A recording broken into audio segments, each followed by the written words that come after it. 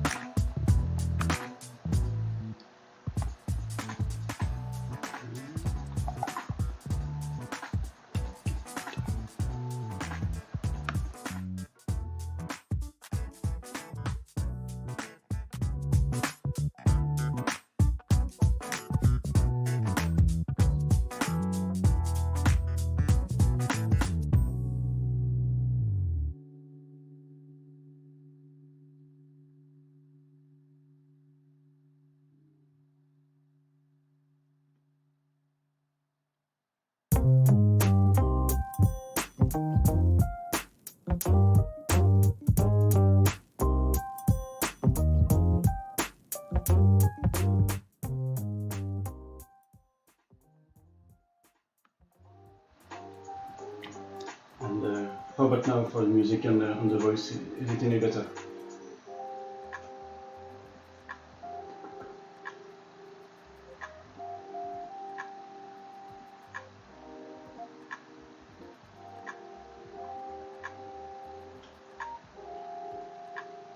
Okay, good, very good.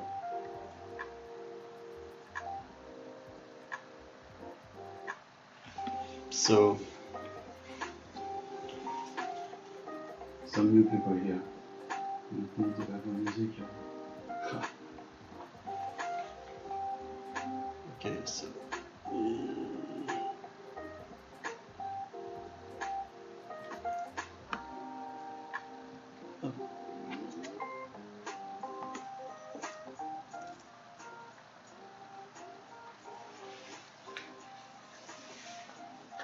And now, Tom, any better now?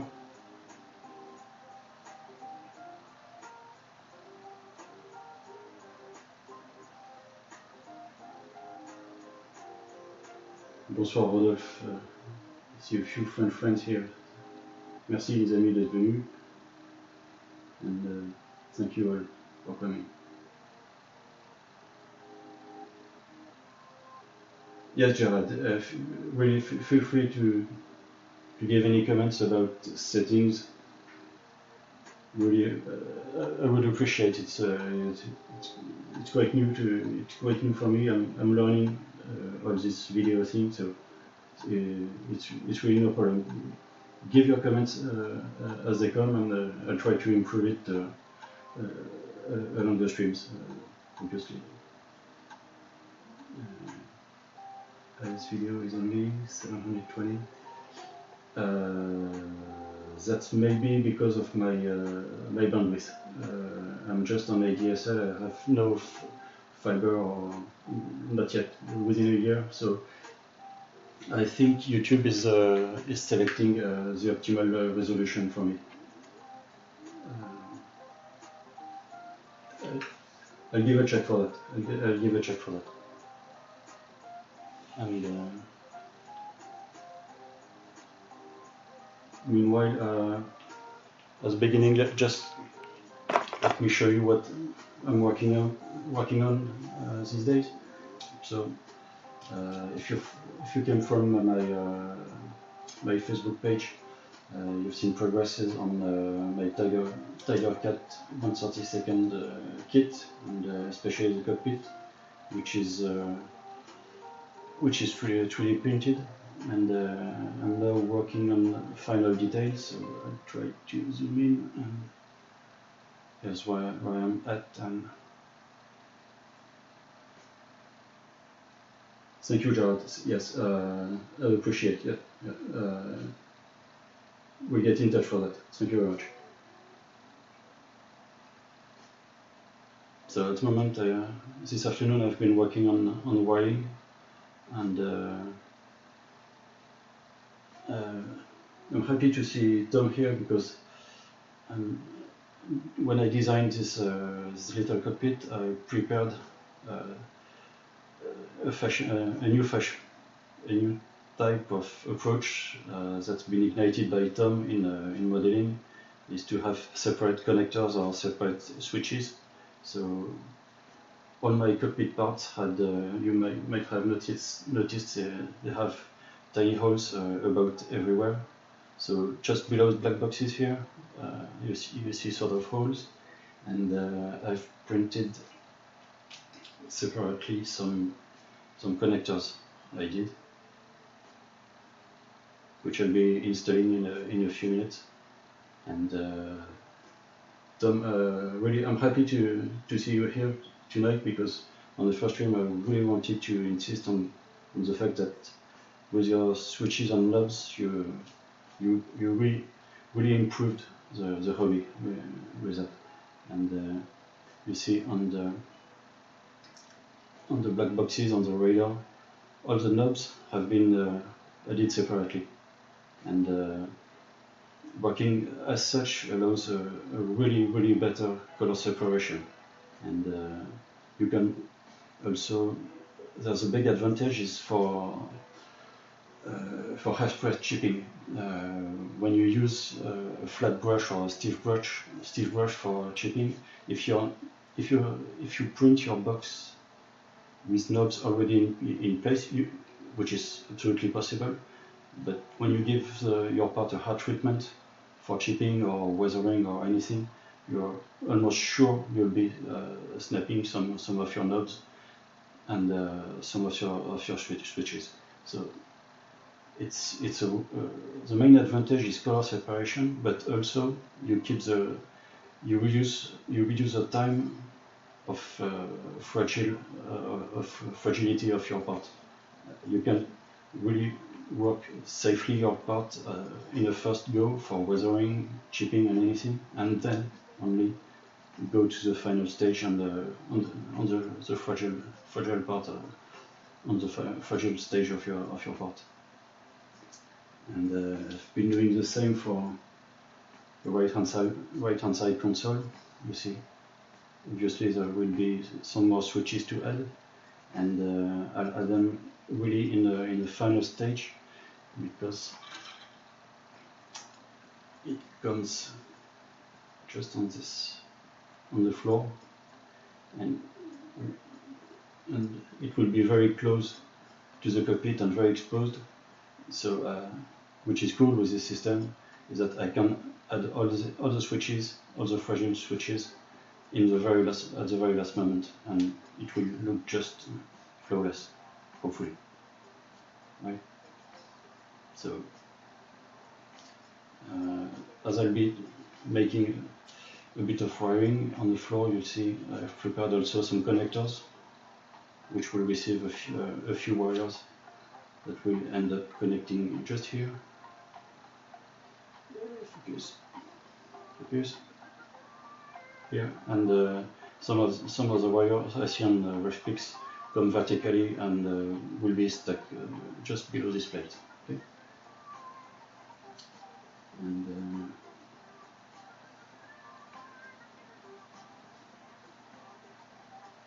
yes, Gerald, all these parts are 4K printed. Yes, on my Sonic Mini 4K. And bonsoir Romain, bonsoir Chris, see you joining in the chat. Bonsoir, thank you for coming. It's really appreciated. Thank you for support. Very kind of you. And same here, you see various locating holes. I'll be setting some switches there, and mainly I'll be using some of Tom's switches. Did a mistake. I'll have to make some of my own, just below the red connectors, the set of 3 holes in a row. They're a bit too tight, so I'll be printing, designing and then printing just a series of 3 connectors that will be touching all together, and I will make a single part for that. So at the moment, and as Jared said, sorry if I mispronounce your name, Jared or Jared, I'm not sure. I'll say Jared, sorry. And 4K printing has been bringing a real improvement compared to 2K for sharpness in edges, separations between plates and planes, and there is a crispness which is not only cool looking, but really you get more ease for painting, also for weathering and catching your pin washes and catching your the chipping when using the hairspray technique. And here some more of Tom and his products with the individual decals, which again will. Sorry if I sound a bit fanboy, but I am. When Tom designed his individual decals, he's been clever enough at the end of the row of decals to mention the size of your decals, so that when you're designing your part, you can already anticipate and choose the diameters for your dials and your gauges. It's really clever, and it's been very helpful. So here we go for that part. We have here the throttle quadrant. Again, good advantage of 4K printing.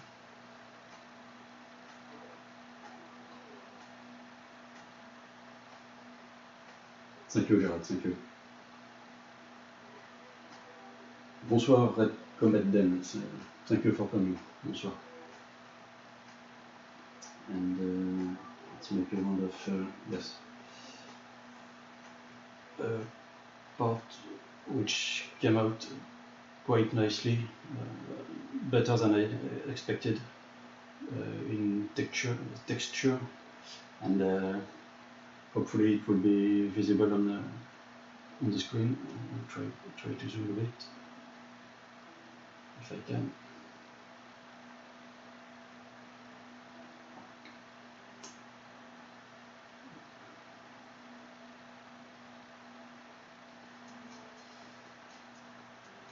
So,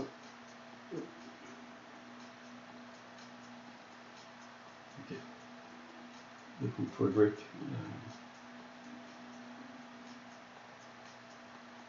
Again, for the 4K printer has been doing some great job, and I wasn't really sure the texture would come out.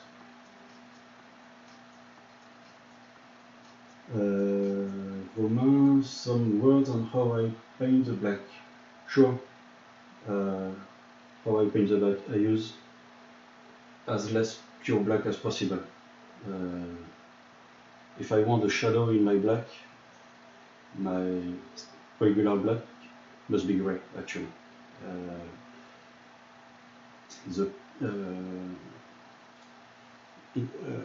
Not that long ago, I switched from Gunze paints to AK Rare colors, and originally my habit was to paint to make a mix of black is whatever black, tire black from Bunze or pure black. And in Bunze there is the Africa Corp sand, the H79, which was my standard yellow to add in some black. And in AKRC range, I found out a very good, let's say, off black. Here it is. It was on my bench. Okay. That one is since last build, it has become my go-to non-black black or off black, as you wish. Jarad,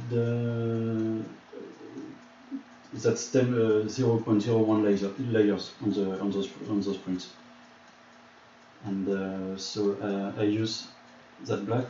But this one is handy because I just add maybe a little bit of sand still, but you can use any black and add some sandy yellow or pale yellow, and so that you have a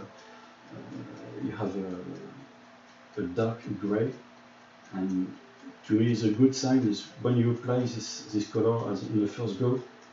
If I have in mind the idea, oh, it's not working, it's not black enough, that's the sign I'm looking for. You want to have that non-comfortable feeling at the beginning when your off gray is just laying on your part on its own. The good sign is when it feels uncomfortable, and as long as here's another black.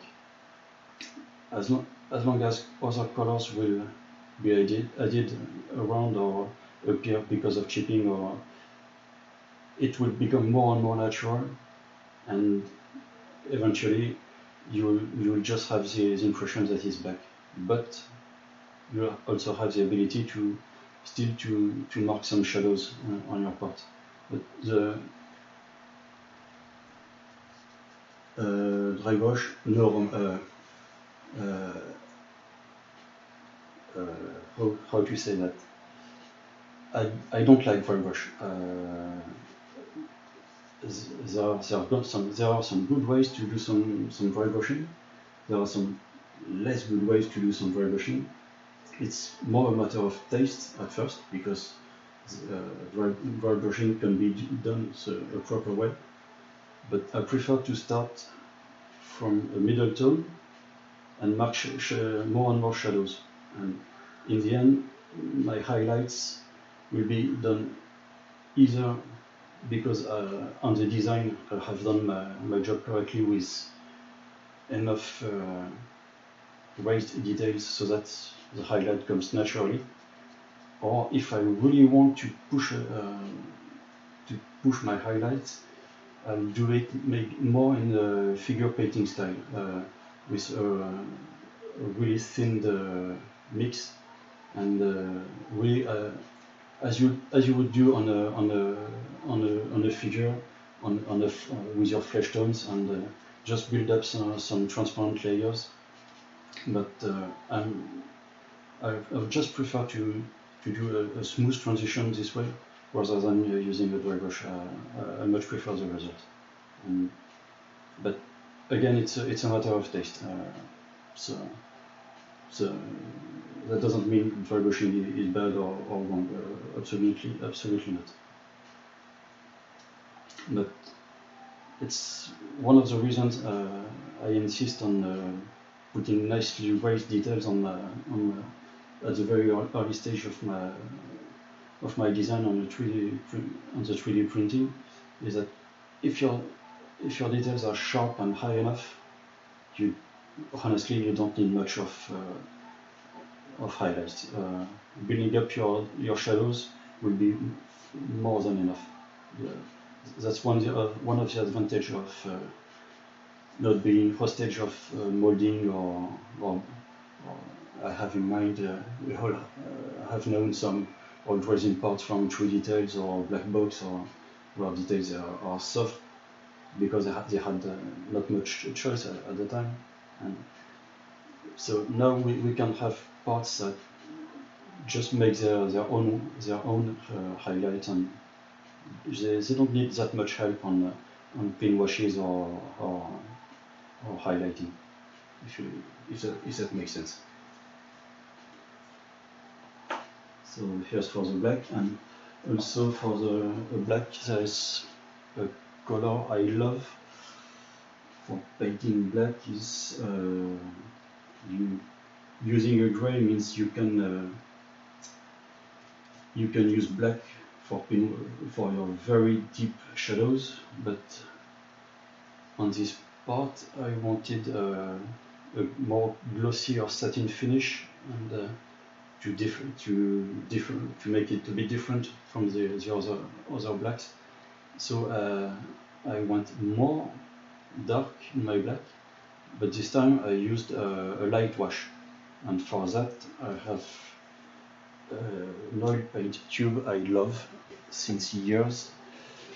I bought it on advice of a famous figure painter, and it's Williamsburg unbleached titanium. It's a tone that works extremely well on black. There must be some equivalents, obviously, on other brands, but I have a special bond with this tube because it was an advice from someone I really appreciated. So yes, that tone works very well on the throttle quadrant, for example.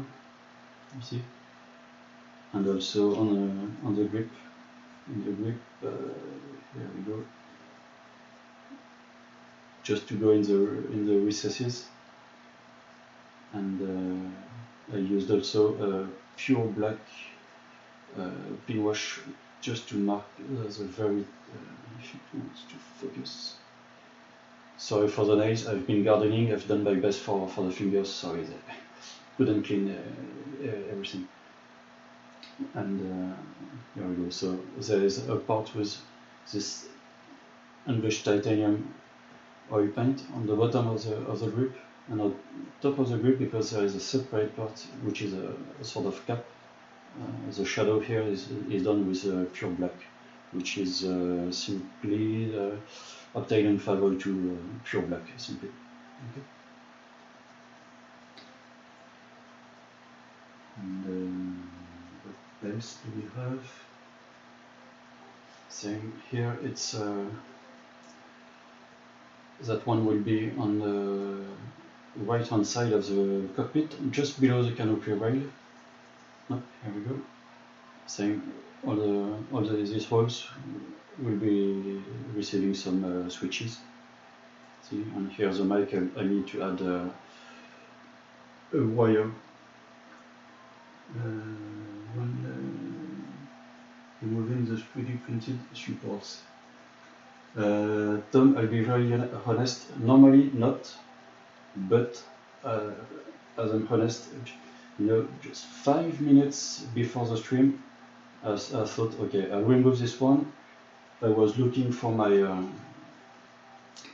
photo edge saws, which I didn't find because I cleaned my bench for the stream, and I used my nippers and I snapped the corner of the floor. So normally I'm not afraid, and as you ask, yes, an accident happened just 5 minutes before the stream.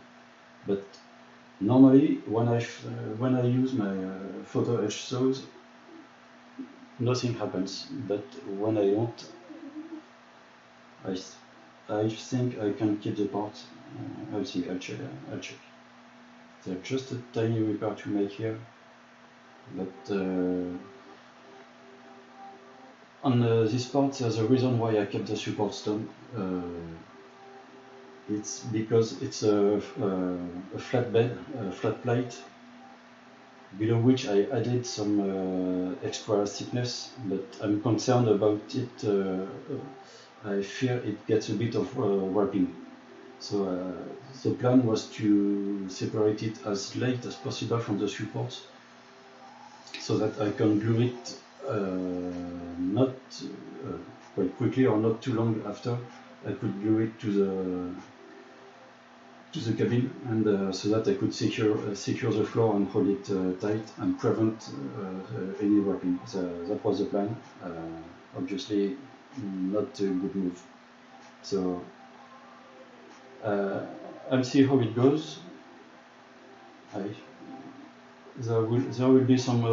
You see, there is a tiny crack here, okay?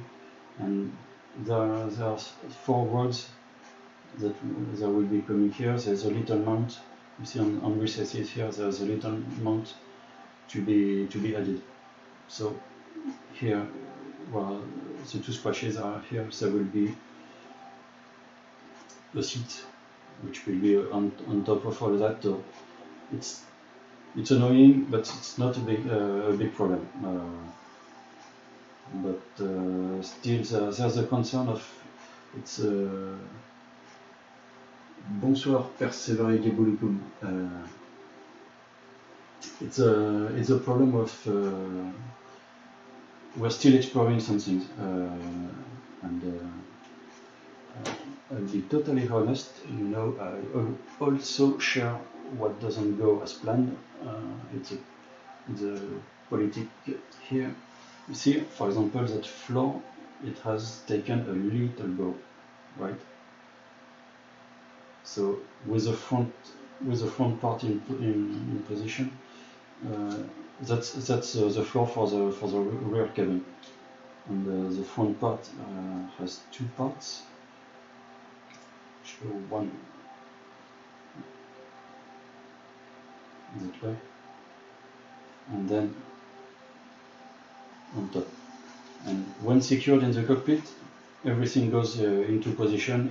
It still works. So I'll keep the part. But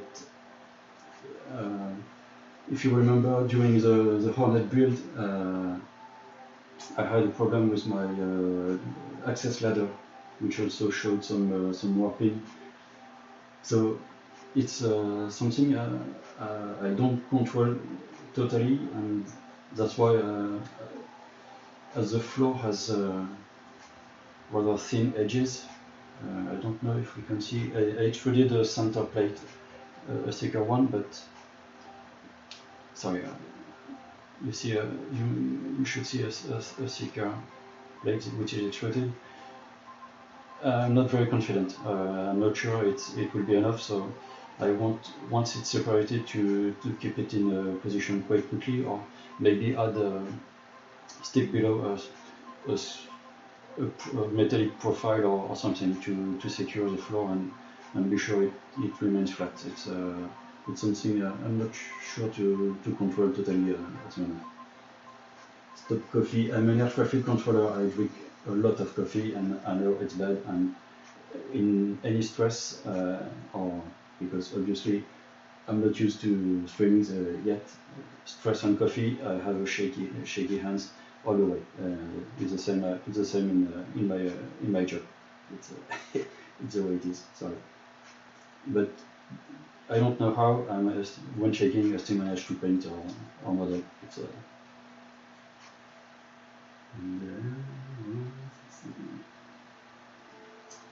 and looks like you've printed that part at slight angle. Yes, angle or flat. I prefer at an angle for several reasons. First one is maybe when you level the Sonic Mini 4K, you have to level it quite tight so that you hold your sheet of paper. You see, once the plate is down at 0, you shouldn't be able to pull your paper or to push it. It's the photon I used before had a less tight leveling, and as I have a very tight leveling, that might be the problem, because when I try to print, for example, wheels on flat, some of my details seems to be flattened and as if they were a bit pushed. So, but I see that some other don't have this problem, so maybe it comes from my leveling, but I don't have as much good results as Tom, for example, on a flat print, because we compared our printed wheels a few months ago, and I couldn't get as sharp results in a flat position. And at an angle, the results I have no layers actually. That's one of the things I kept for the article, but let's go all the way. One of the objectives of this build is to not to sand my parts after printing. The only sanding which has been done was in my seat on this area. Other than that, my parts are straight from the printer. That's one of the challenge I took for this build, and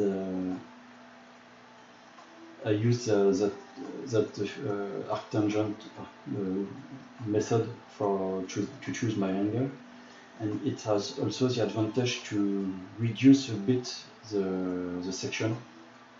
And when you think into projecting your part, and the section is lower, so there's less effort on the part when pulling when pulling the part from the fab film. So I have better results at angles than on flat. But again, it might come from my leveling, which I could do a bit too tight. Not really sure. Some 4K not only. Yes. For example, when my plate comes to 0, I can see my plate holder. I can see it bow a little bit.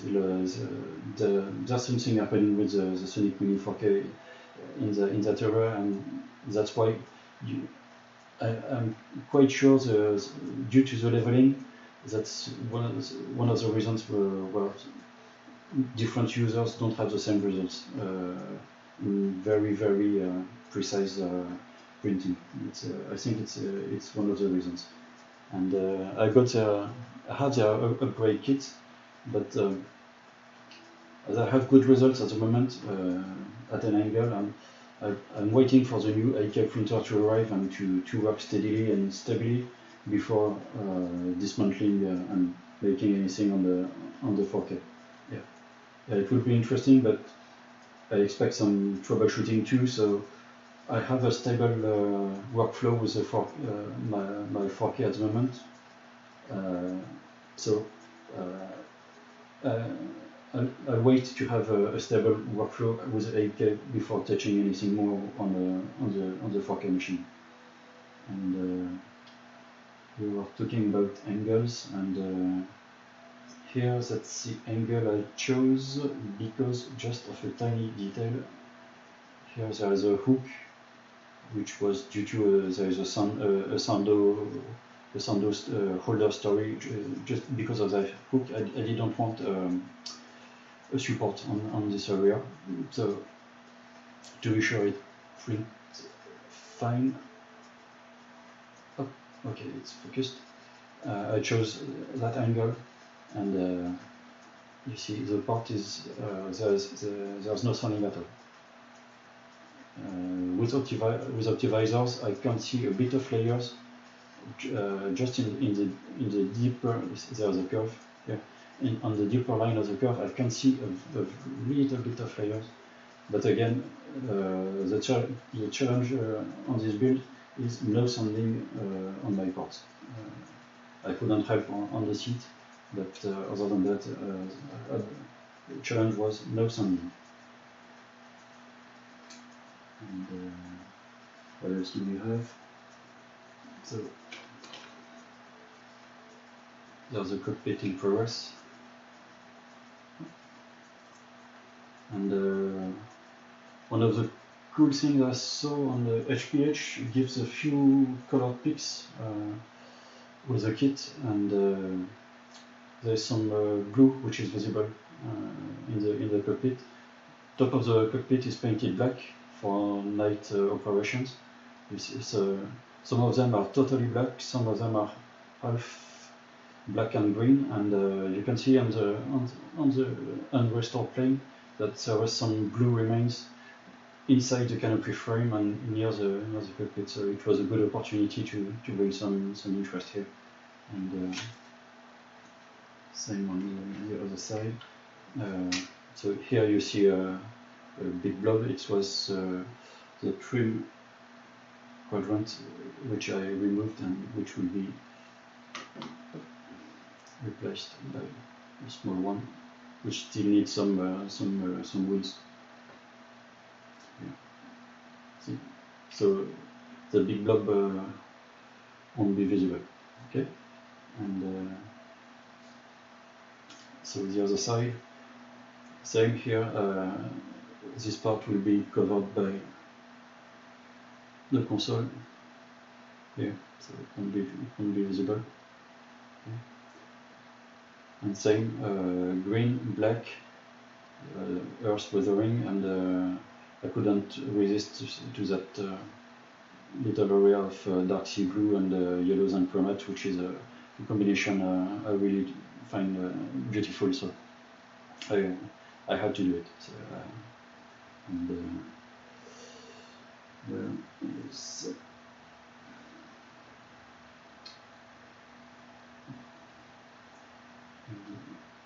This part will go up this way. Okay. And what else do we have?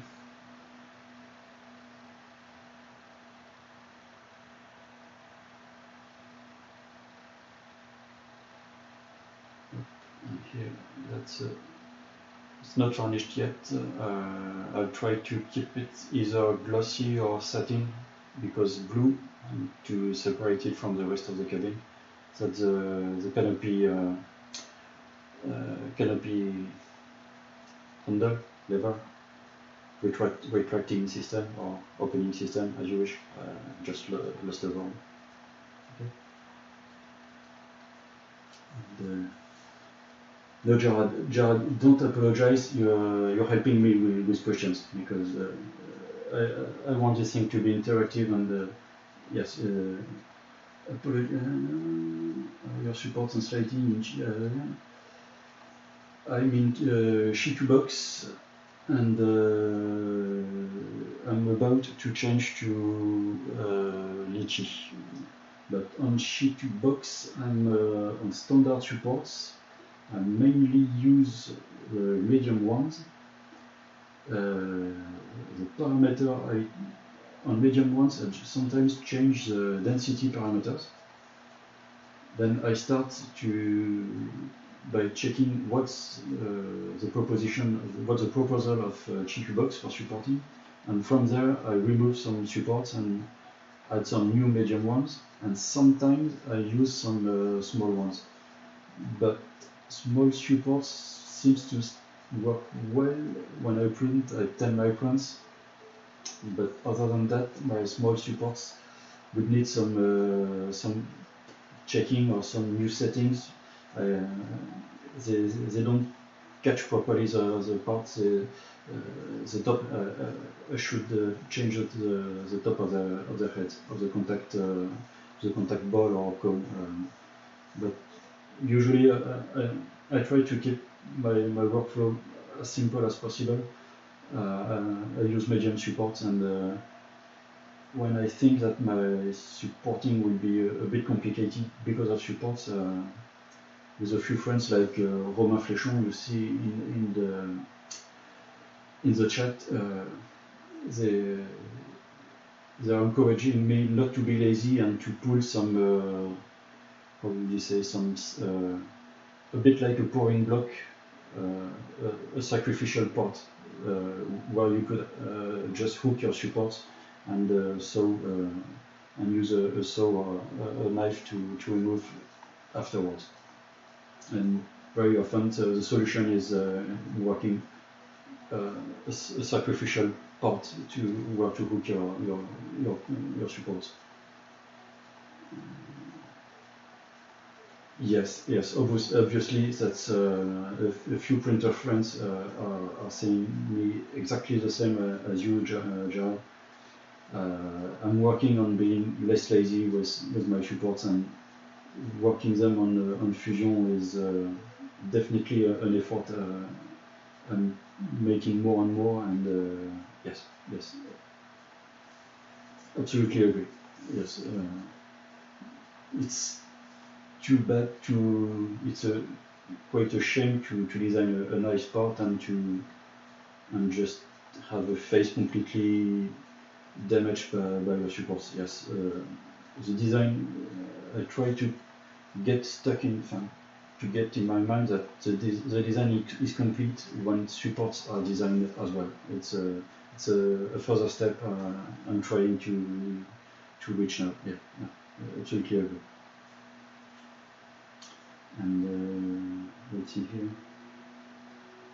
So last but final, that's oxygen bottle box, which is in just left on the navigator seat. And this one is just out of the printer and shipping only. It hasn't been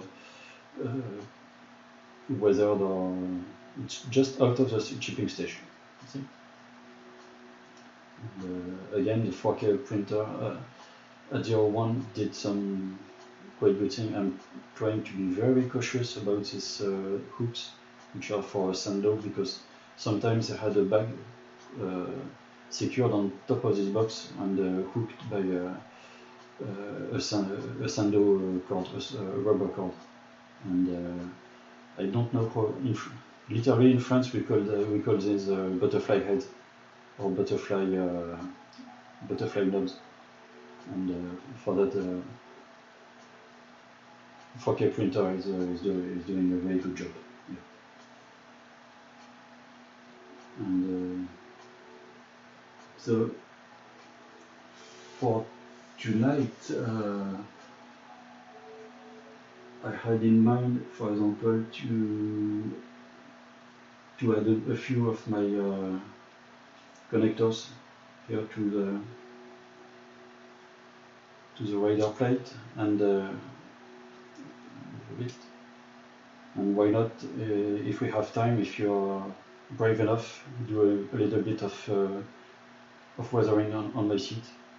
The seat is straight off the chipping stage, and it now cries for some oil weathering. So I'll be adding a few connectors on wires to this part, and in the second time we'll add some little bit of oil to the seat, and it will be good for the first wheel. Wing nuts. Okay, wing nuts. I'll try to remember. Thank you. So we'll see how simple it is to work the Tom and his way.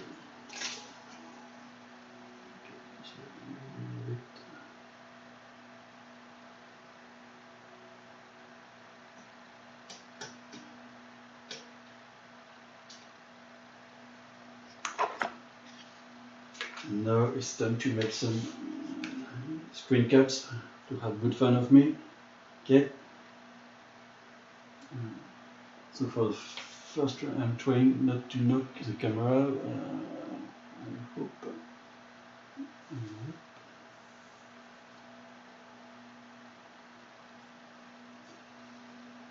Trying to find a position to work both.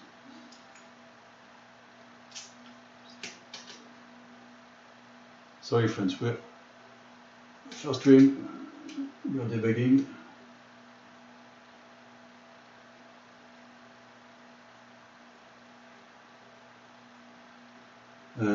Gerald designed some real and actual holes, and I never enough insist on the fact that 4K has brought obviously better details, but one of the big advantages of 4K is that you have better cavities. You can draw real holes and real cavities. I don't know if you can see. So back of the story, you see. So my boxes were designed hollow, so that I could reduce.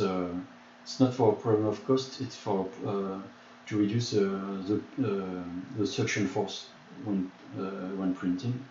So the less the surface, the better the print is. So, and you can see here the holes were designed, if I remember well, it's either 0.4 or 0.5 millimeters, and they just went through. They were designed to puncture and go all the way through the part, and they did with absolutely no problem. And sliding the part in those was just straightforward. It was really simple. Maybe you could see. Maybe you could see the light through. The holes on the panel board are absolutely hollow. Ah, yeah. See, you can see the white paper through the holes. And the beauty is that your switches, when using the switches, you want to keep a part of the support as a guide and a locating node, and you just need to slide them into your part and done. It's simple as that.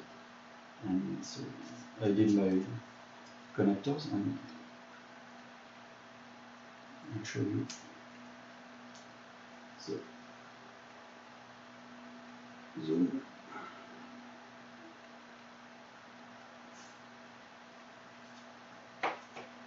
And in purpose,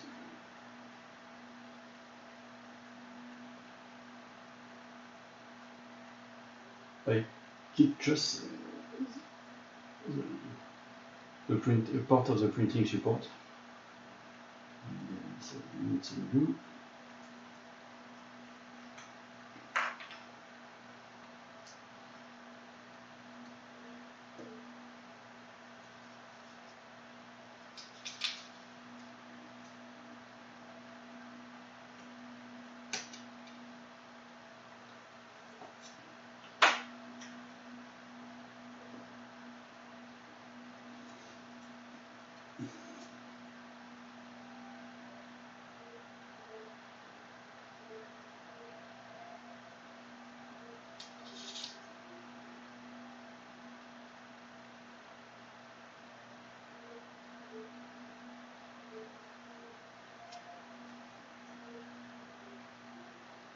Just a touch in the glue.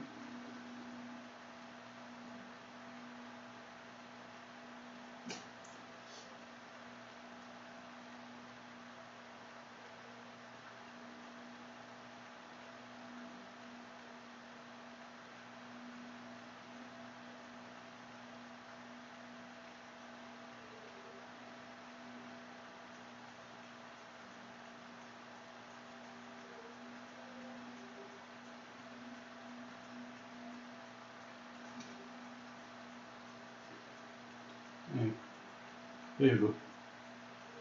It's in place.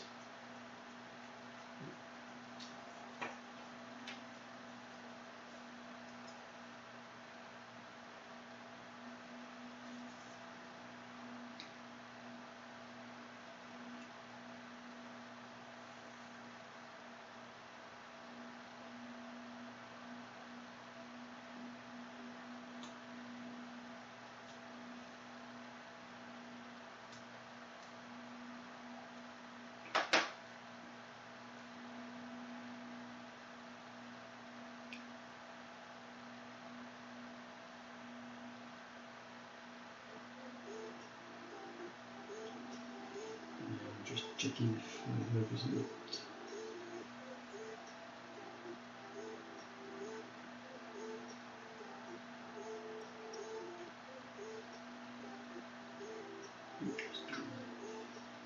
on those boxes didn't make deep enough holes, so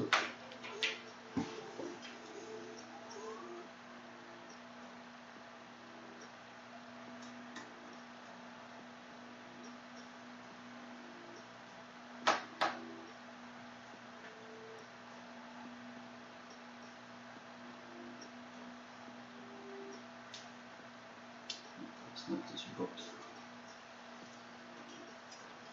Another cool thing with printing is that you can print spares.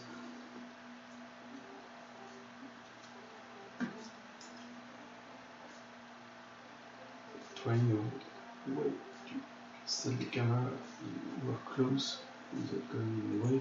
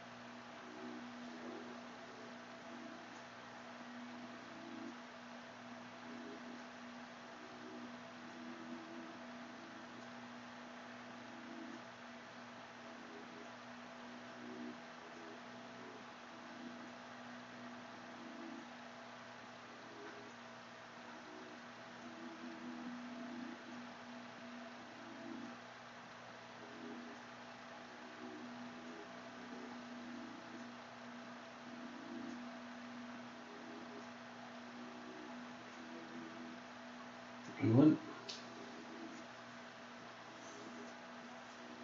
Yes, and it'll be easier to hold, especially without a phone just hanging just ahead of my nose. Yes, obviously, yes. Photoshopper, hello, thank you for coming. So we have connectors. I work with those already installed now, and it was the opportunity to show you something else. Try to be not too boring. Cool thing on the bench, for example, those wires. See? Mini thread. I hold them a few seconds so that you can say the name if you're interested in those. I found them quite easily on Amazon. You can have a chance on Amazon for those. Or if you don't have a catch on Amazon, you can get some on fishing supply stores. And, just take a few lengths, hold them together, a drop of CA glue, and then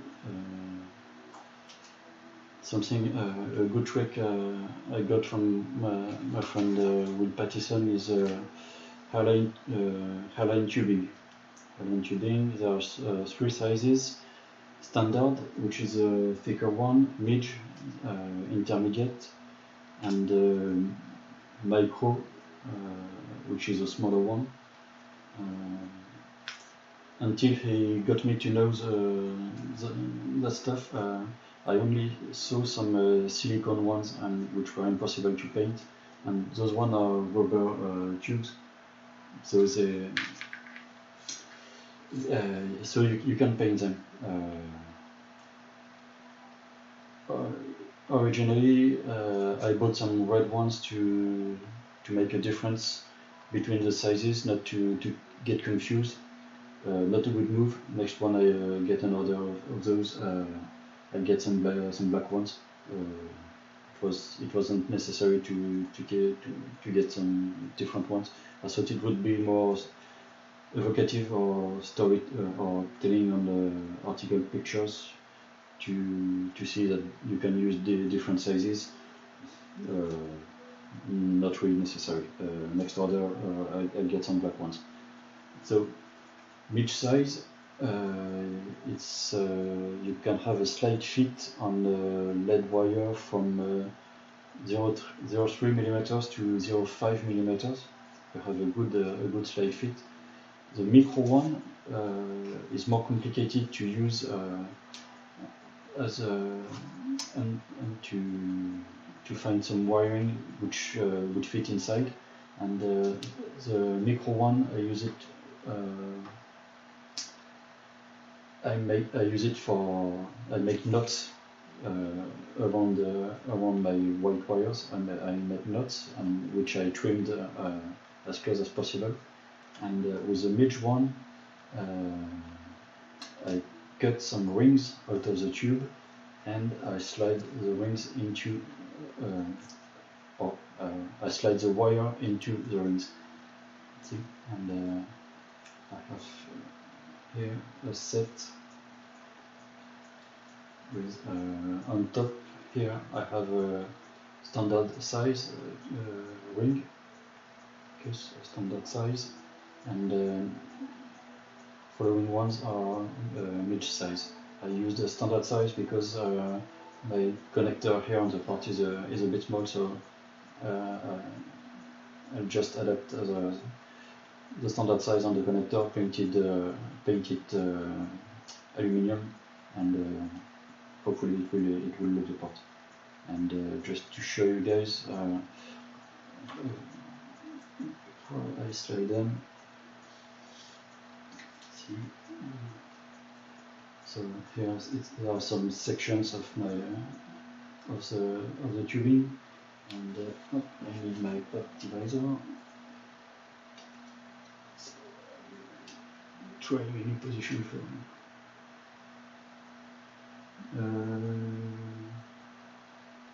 Gerard, for the hairline tubing, I found them in the fishing supply stores, but via eBay, and only from the US. That cost me more shipping than actual tubing, to be honest. So that's why I ordered quite a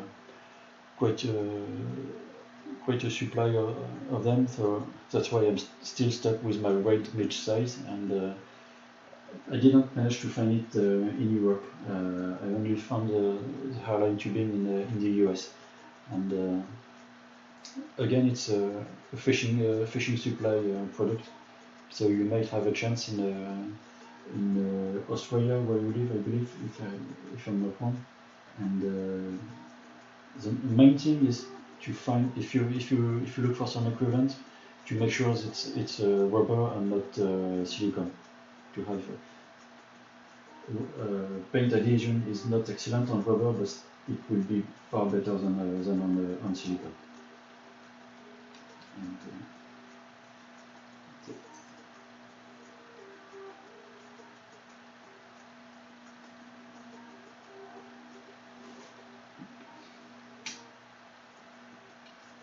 so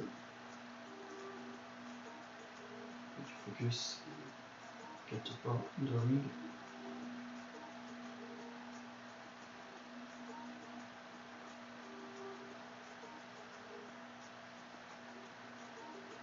Get some thin tweezers, get a slide.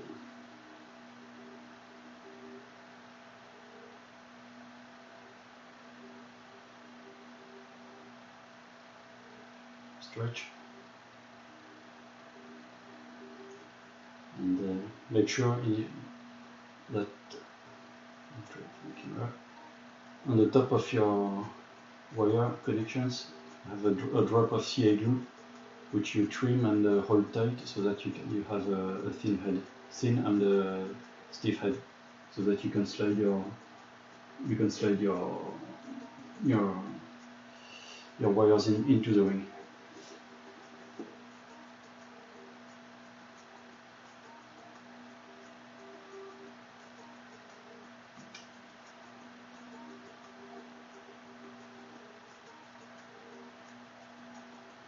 And then pull. And last thing, if you want to keep your twist, it's better when you have a setup with several hands.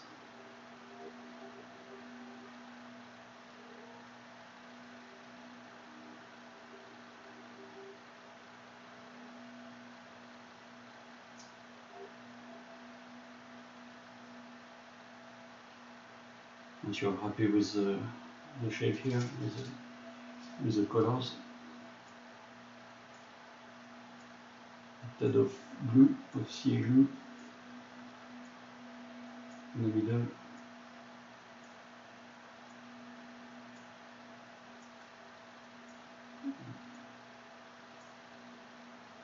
And put your ring on top of the glue. And normally,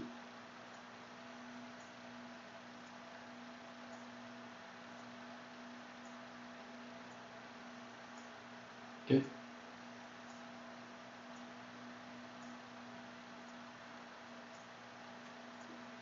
And then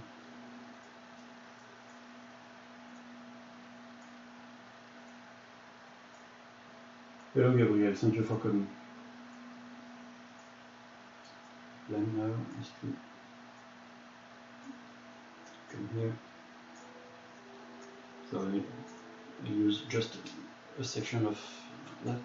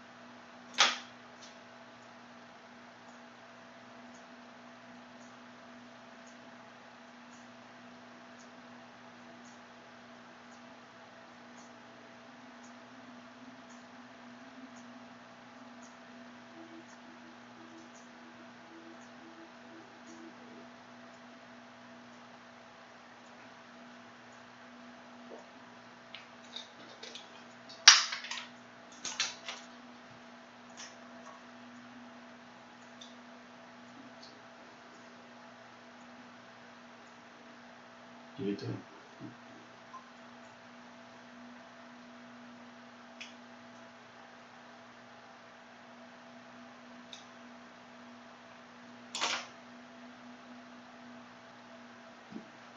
to be done with an oil brush, obviously.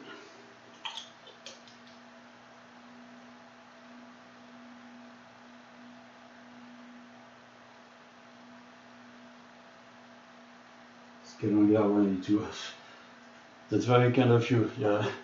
But yeah, there are a lot of excellent models on YouTube. Thank you very much. There are many more models on YouTube. Thank you very much for coming. Really appreciate you to come and support. Yeah, thank you very much. Just because I have the bad habit to. I always want to be sure that my parts are really well done, so I'm adding just a tiny bit of glue behind the connection, because you know how confident I am.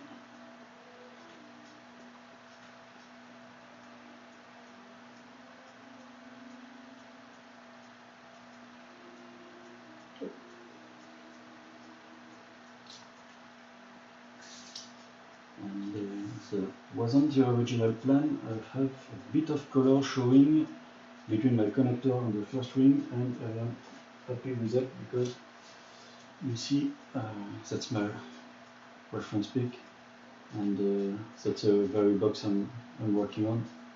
So you want some wiring to show, and it could have been designed by a Ducati engineer. Ask me how I know. This looks like a Ducati wiring harness.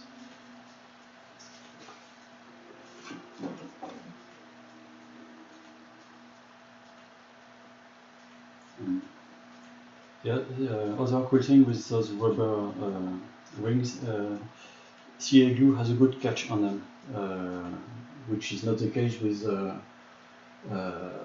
silicone tubing. That's why I stayed away from those tubes quite long, and being frustrated about it, because all my attempts were bad because of painting and because of glue adhesion, and really getting some rubber ones thanks to Will Pattison was a really good move, and some good news for modeling, because those rings are really useful in modeling, because 3D printing is a thing. You'll always need some old-fashioned plans for, let's say, so for detailing a fuselage side or anything. 3D printing won't solve everything. Martin, thank you, Martin, for coming. Thank you very much. Appreciate it. Now I'm trying to find it.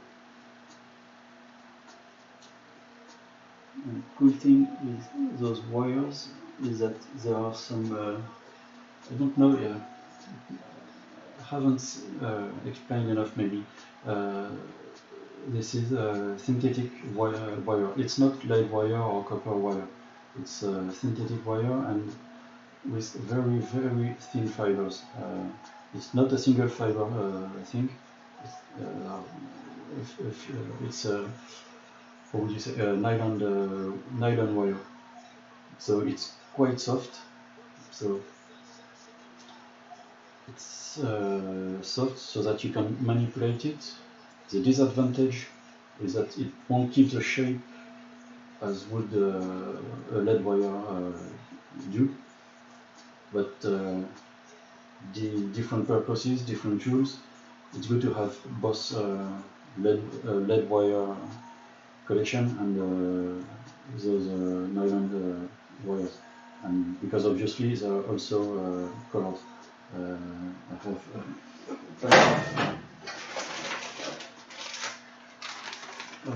colors. You have some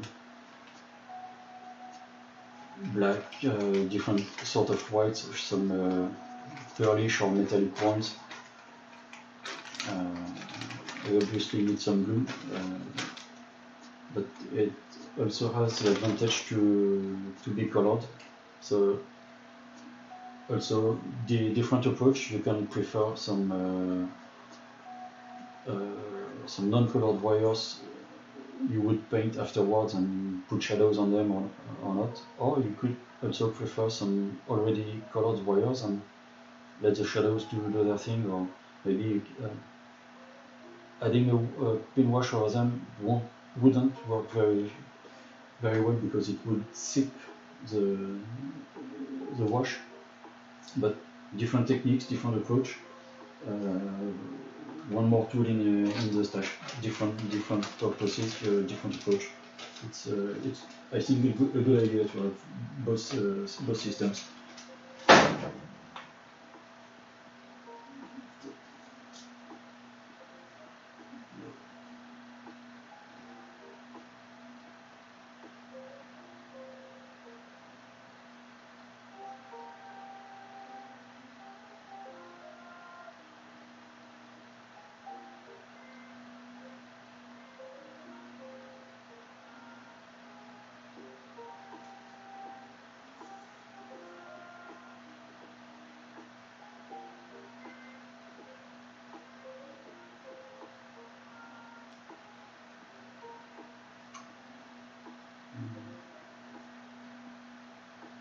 I should maybe paint my colors first.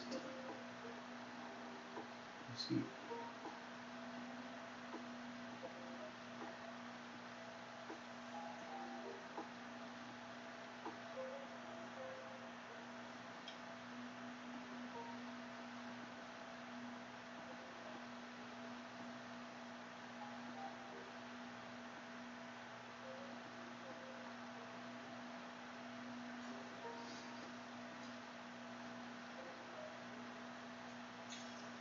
Another thing is to find a way so that you can take advantage of the work you've done with putting some color and some interest. So accuracy is one thing, and you also deserve a bit of creativity after you spend some hours doing your job.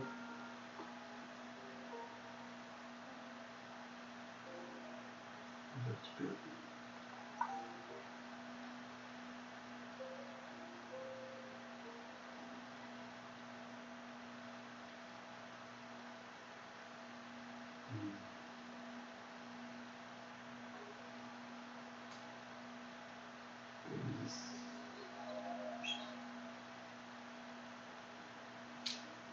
When in doubt, check reference.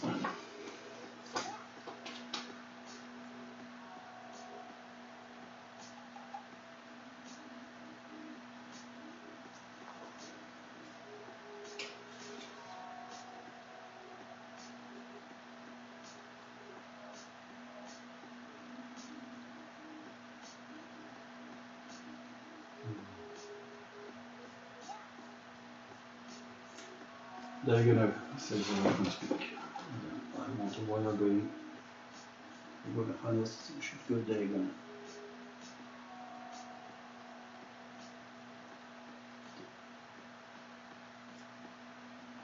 Will be more accurate and will more see colors.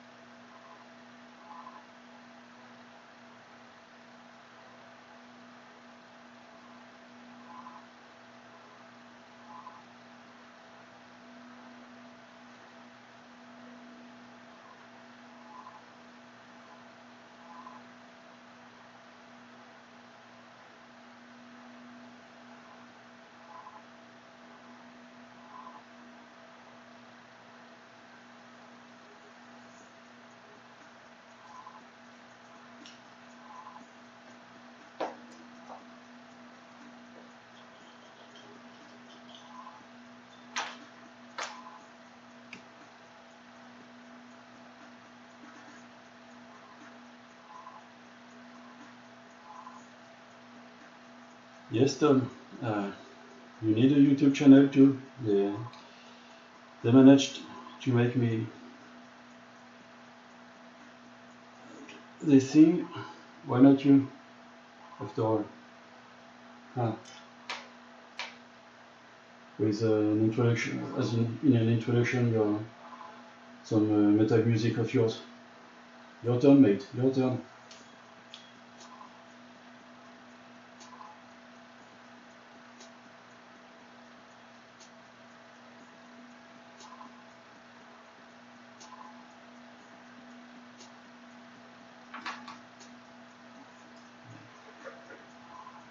I will keep this one.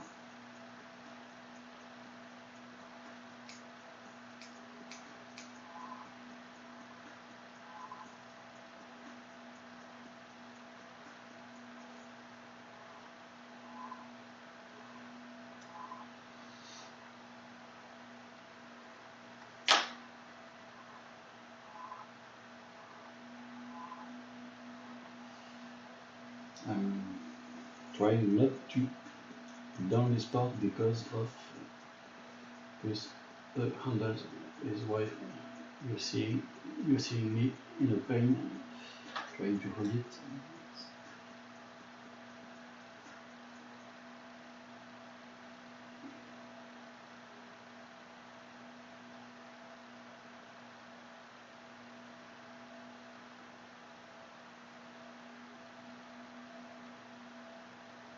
Hey, what?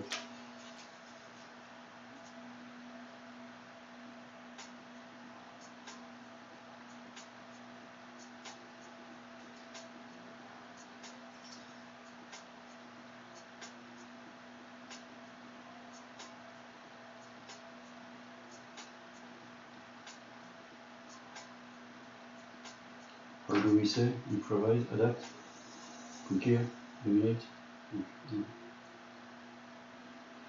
Oh, don't.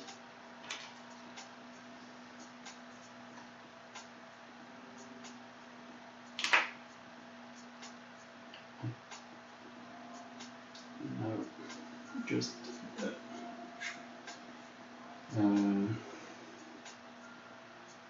be faster at editing. Your turn, your turn. Romain at the beginning of the stream was talking about black. On brush painting, it's the off black I use these days. It's more black, quite straightforward, good off tone.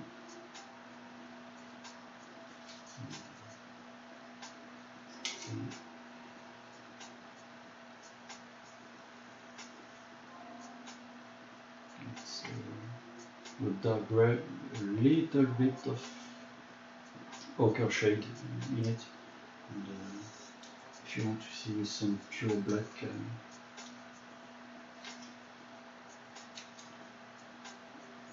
what's a regular black compare? See.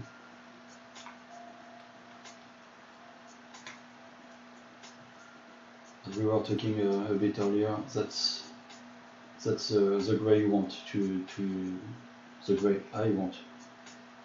Never tell anyone what to choose or what to do. That's the choice I make when I was talking about a gray that on its own. I look for the feel that it's not almost it's not working. It's a bit strange, and once in position with surrounding colors, it would make the job. But if you don't have this little feel, a bit uncomfortable feel that it's too light, it's not good. Just painting the little ring.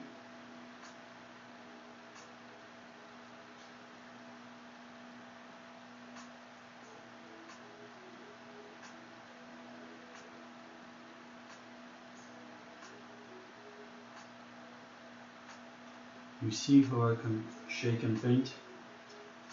The story of my life in modeling.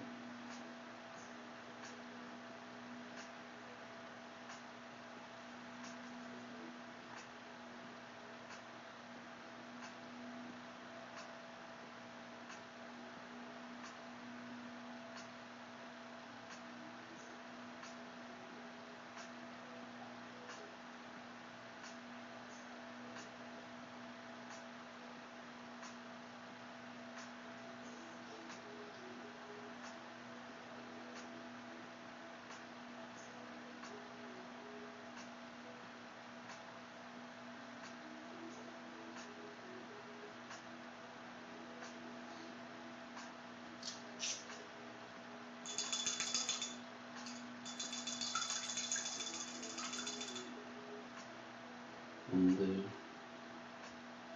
obviously I bet some nothing.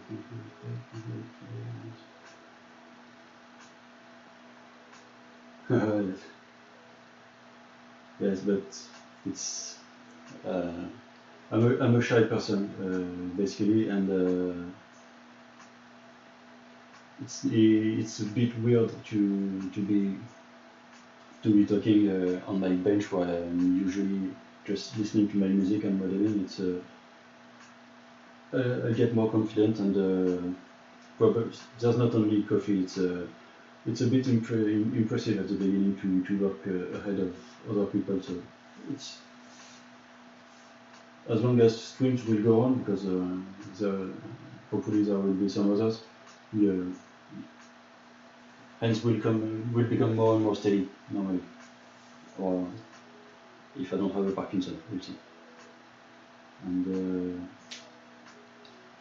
I have a good surprise. And again, I'll be always honest with fails or anything. The original plan. So focus. The original plan was to use the top of the wire to go inside my connector and to have my ring flush with the connector. And I'm quite happy to see the wire color just between the connector and the first ring, which I keep black. And for those who have seen a poor wiring harness, that's something quite common. So a happy accident, not intended, and I'll keep it. And but I won't claim it was done on purpose. It's a happy accident.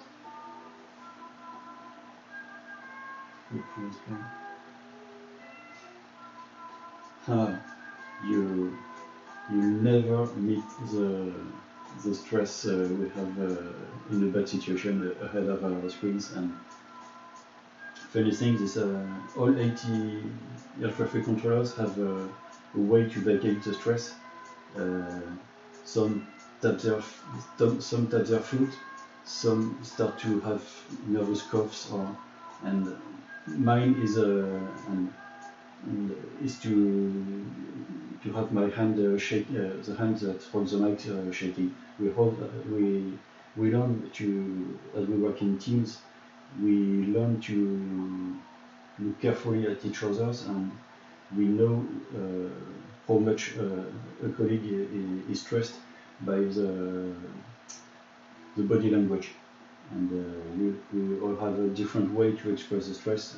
Yes, mine is handshaking. Yes. But I have friends that have really funny body languages with stress. And, yeah. But yes, it's absolutely not the same stress than at work.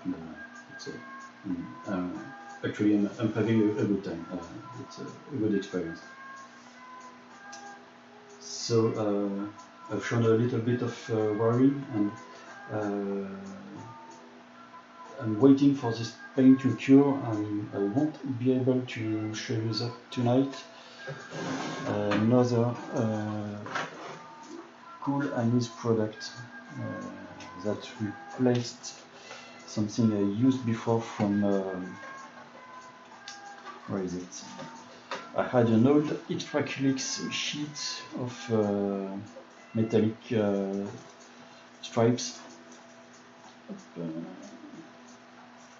Where are they? Who said I'm messy? Tom has released some universal line sheets of decals, and when you want to make some adult clamps or to just replicate those metallic rings that are tightened on top of rubber rings, there are some lines of decals that you can use. Just need to find it back. The large ones. Okay, so never mind. You have the idea. That one is the chrome finish one, There's a satin aluminum one, which I prefer to use because it's a little bit softer and more easier to conform. And reason why I'm not applying it at the moment is it needs a bit of decal softener to be set and to conform. So I'm waiting for the for it's those are a bit soft acrylics, so they want to be really nicely cured before using I'm using this softener. I put a drop of this softener on my ring, and it will catch the little piece of decal strip, and this it's quite a strong decal softer, so it could damage the paint. So I'm waiting for that one to cure, and I'll add in the end a little metal ring. I'm trying to see on my bench if I have some with those. It's inside my Seahawk, and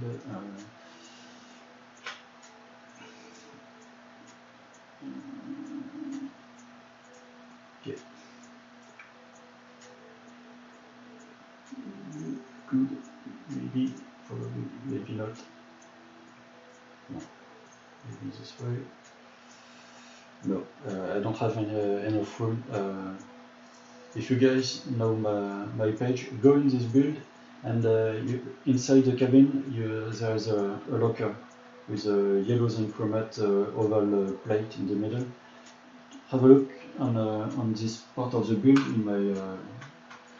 in my pictures, and you'll see those little strips of metal doing a good job on the adult clamps. It's a really useful product. Quite simple. Just cut a little part, and the tricky part is to apply it. And for that, I first set a little drop of softer on the part, and it will catch the piece of decal, and it will just get around quite easily. It's easier to do this way than first try to apply the decal, which is a bit difficult when they are very small, and then apply the softener. So I think it's enough tonight for this part, and why not enjoy a little bit of oil painting, and it will be good for tonight. It's 1 o'clock. You've been very patient with me. Thank you very much. You're still here. So we'll try to keep it a little bit entertaining, and so let's go on the seat. Move my wires away.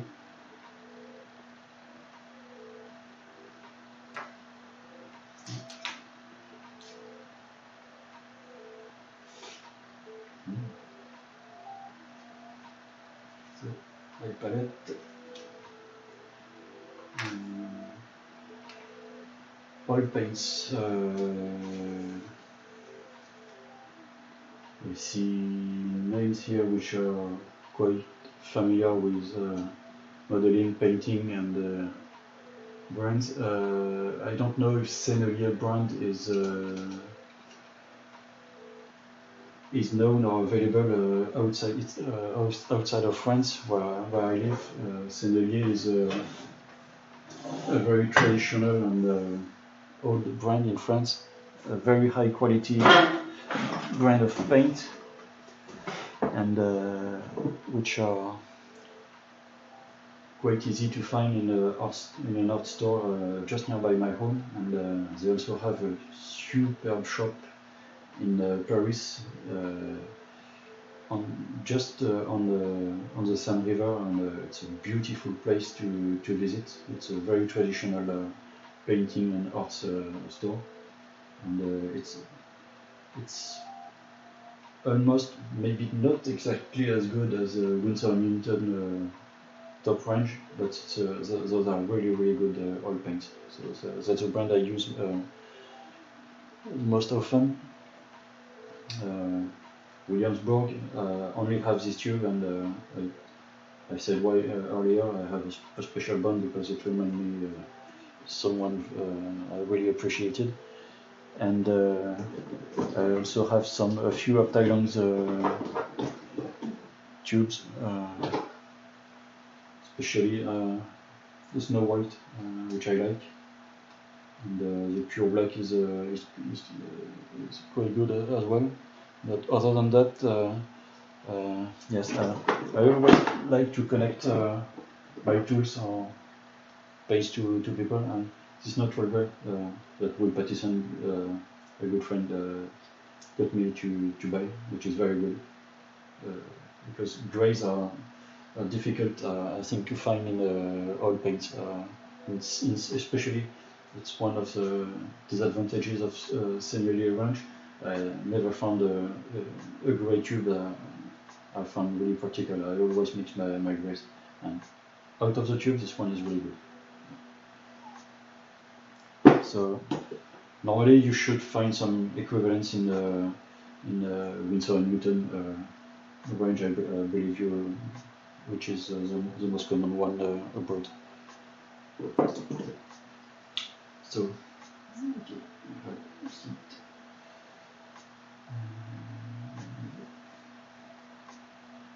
this thinner, which is from VMS, which is very good. It has a really nice flow. I use this one, or sometimes I also use. Depends on what I want because I'm not a patient guy. If I try thinner from Italian 502, I use both of them. When I want to make really highly diluted filters or washes, I like the VMS one. And also it has a very good flow on the part. It's a good one. So my palette is a bit a few days. So that one is enriched titanium, which is very good for dusting. That's don't know if you can read the names actually. That's Snow White or Pure White. I can't remember.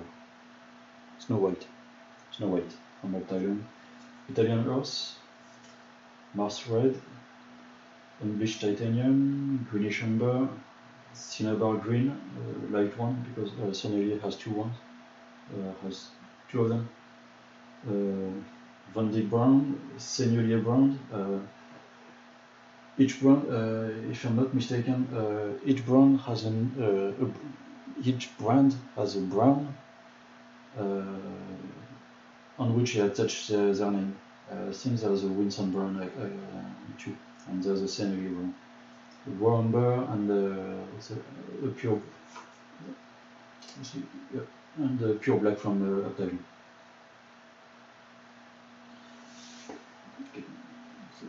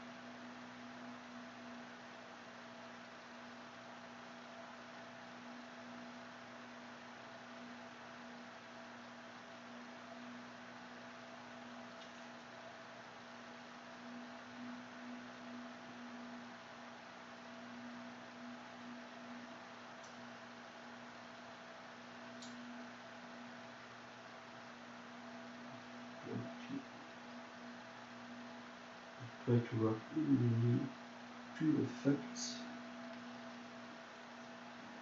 Color picks from the HPH building leaflet shows a bit of dusting, which is probably because it's the reference plane was unrestored and stayed quite long with no use, but it actually works well with the grain. So I do a bit of this dusting with the unbleached titanium, and I work in the second time more earthy colors, because when you enter a plane, very often the first area you step on is the seat, so you want a bit of dirt there, and then the shadows. So the plan is to work light tones on top, and then go a bit darker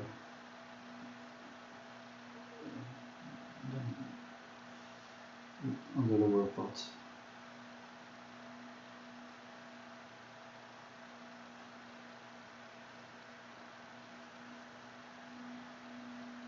And as I go down, I'm going to darken the tone.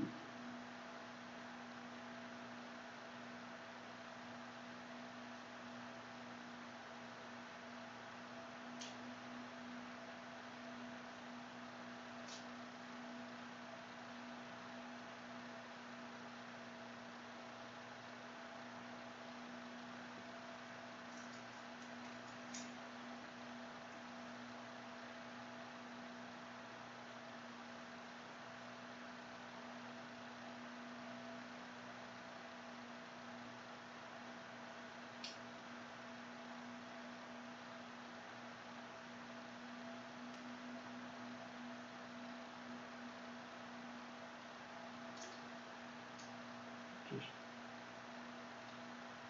try to get to minimal thinner moisture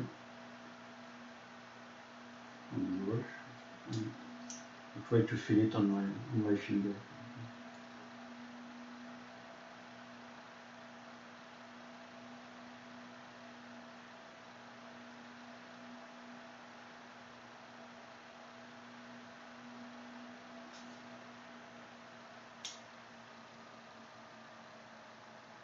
I'm going to build up the tones here, and going from lighter to darker as I go inside the seat. It's Jared. It's a Bristol paper. It's how do you say? It's a sort of cardboard. On the box they say record cards. It's not thin paper. It's you see, it's a thicker paper. See, so that you can hold the oil paints, and it would sip the linseed oil. And it's I have those papers always on hand, because the way I organize my bench is a cutting mat. Just see the cutting mat. That's that one here is some tattoo paper towel, and interesting thing is that it's watertight, so I can wipe my brushes. I can put some greasy paper on top of it, or when I work with my airbrush, I can just test or flush my airbrush on the side, and it's a good protection for my cutting mat, and it's very cheap, and I found it's an easy find on Amazon. And on top of it, I often work on a Bristol, because I like to have a white background for my mixes, and to see how transparent I am. and those papers I also use them for to have quick measures. I like the 5 mil squares when I want to replicate measures. It's something I use a lot. So cutting mat, tattoo towels, and I don't know if Bristol is also in cardboard paper, I'd say.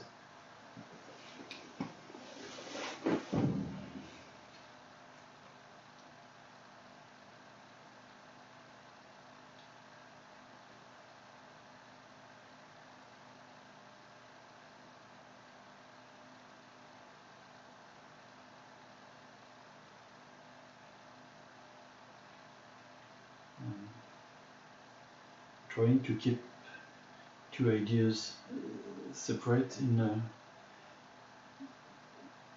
the tones I use. Is I'm looking for dirt and dust, but also I use also some browns or maybe dark green for shadows.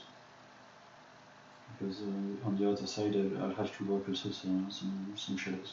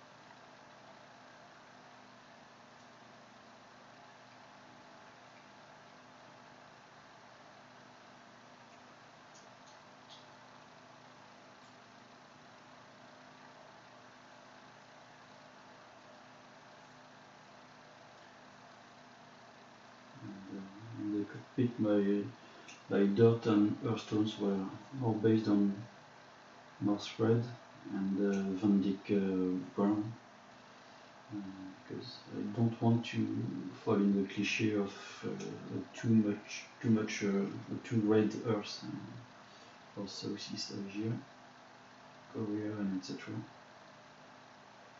Try to keep it a bit rather natural.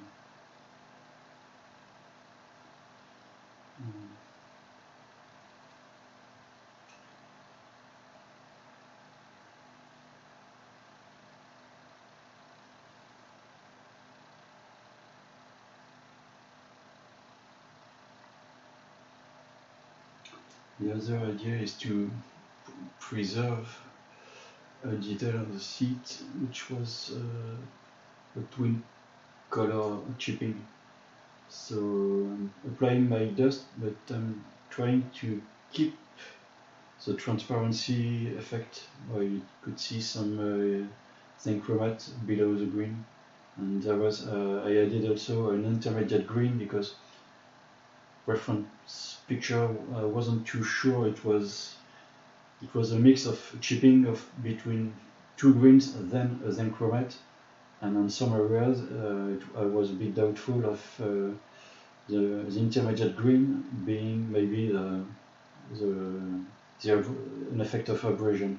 It wasn't too sure, so I used two greens and yellow zinc chromat, and I want to keep this visible, so I'm trying to be quite light-handed as well.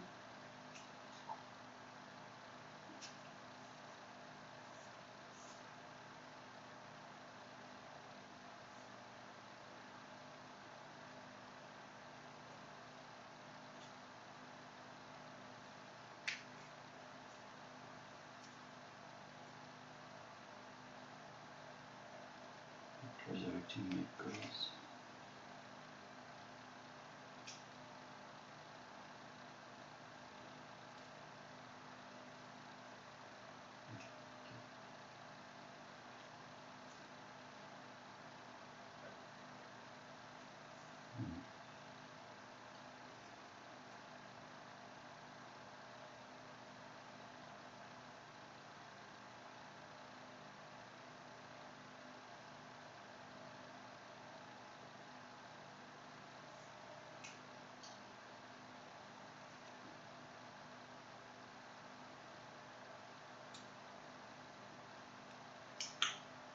see if I can zoom.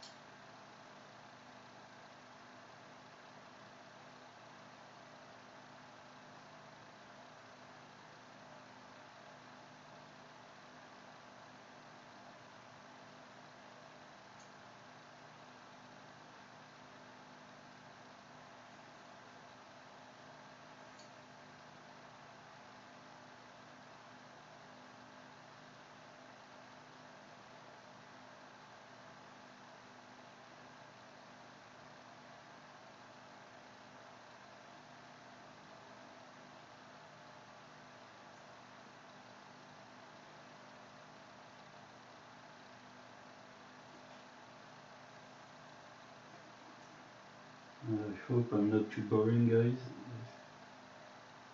Trying to look at the comments in the meantime. Everything okay? Everybody's alive?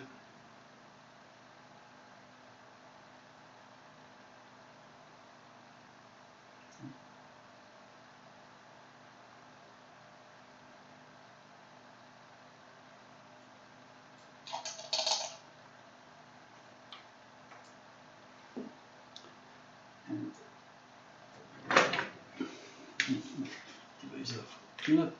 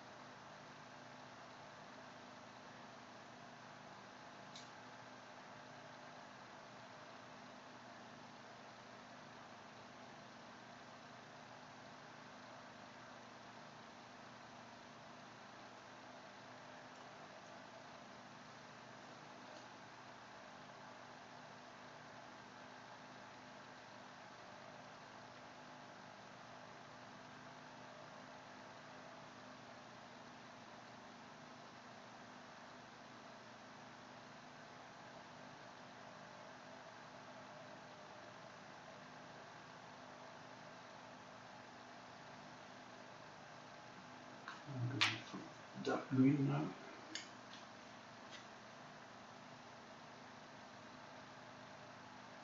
Cool, Martin. Martin, what are you working on? Tell me.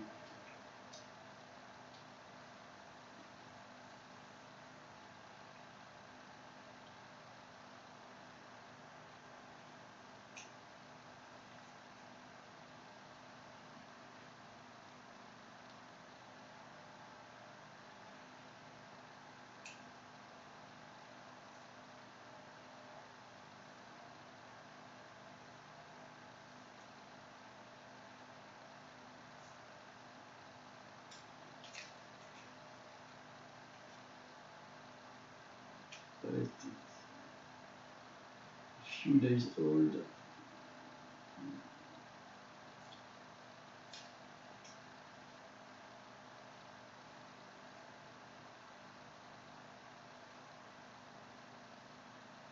Okay.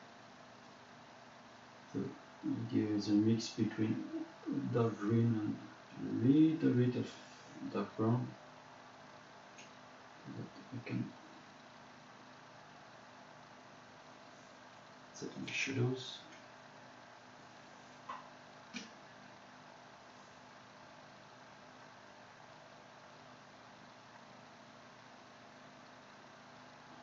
So keeping the whitish dust, yellowish dust on top and working my shadows just under.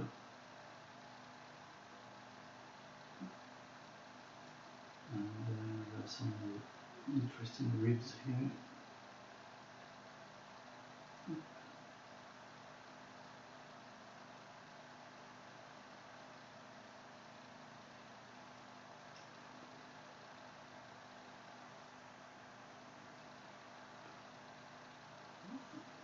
greenish umber for the green and cerulean brown for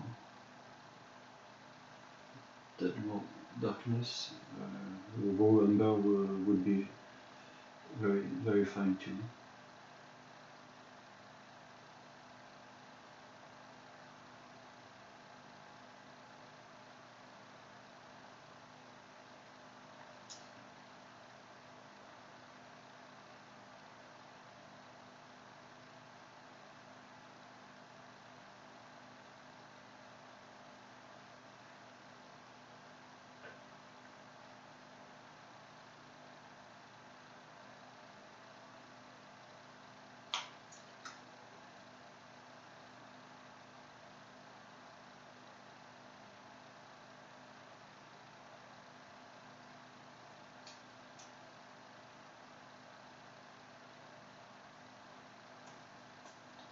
And see it has a particular shape with a curve on top and a more strict angle down below.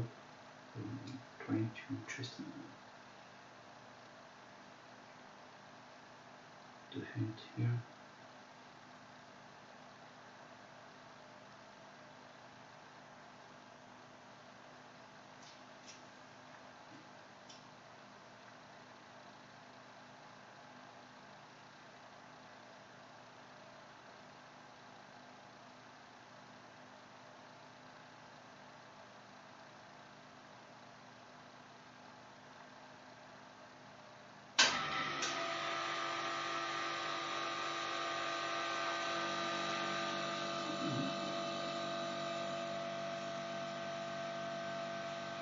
So let's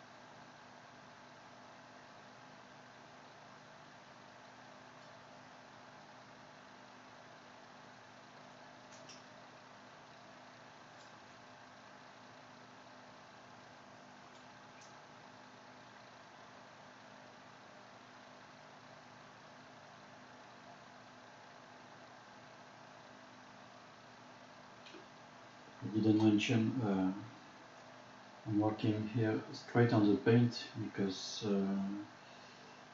those are some AK real colors, and usually I like to varnish them but not here because they see quite well the color of the watch. Ah, you heard the compressor, Jared.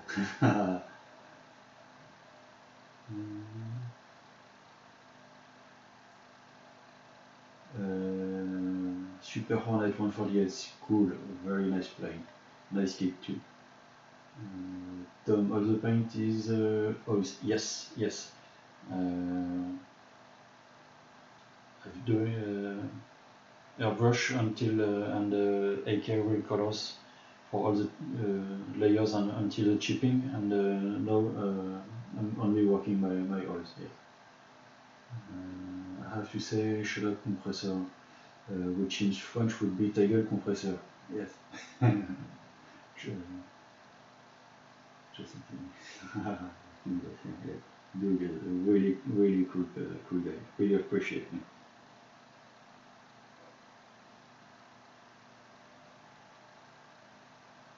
He's been doing an awesome work when his Times the Rainbow thing. It was really interesting, and I really appreciate the way he's going into exploration and going around, and yeah, for sure he doesn't stay in his comfort zone, and yeah, very interesting modeling. Yeah.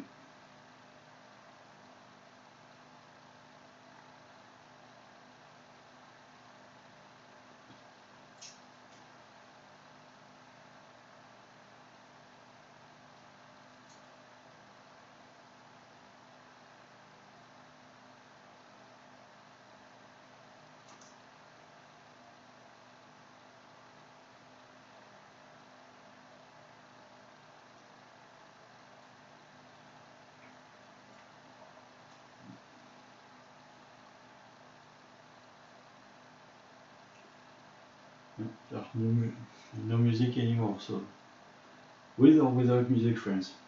What do you prefer?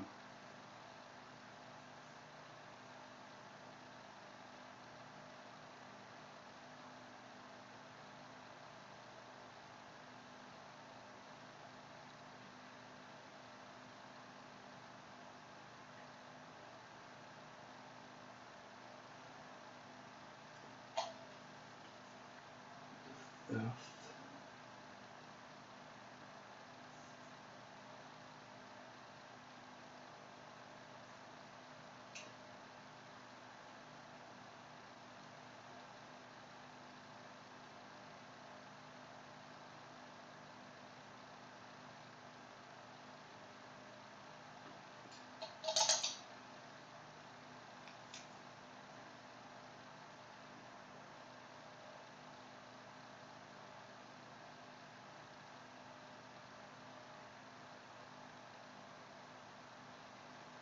Sorry.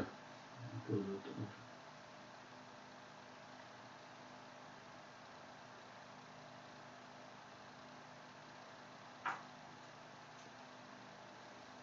then going to dusty color on top.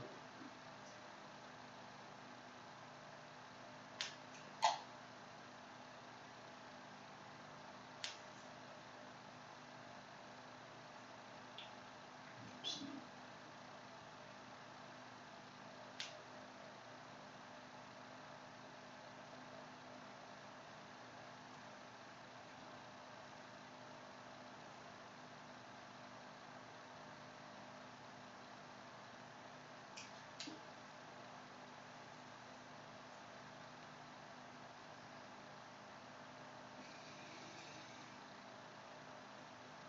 Waiting for a compressor.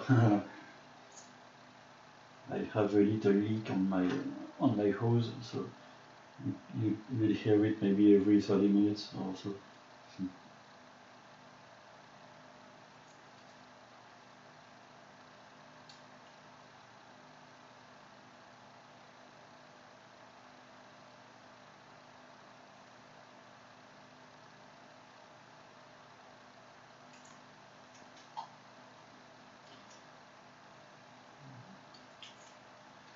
So there's an interesting raised plate here that I'd like to detach usually, so I'm going for light green.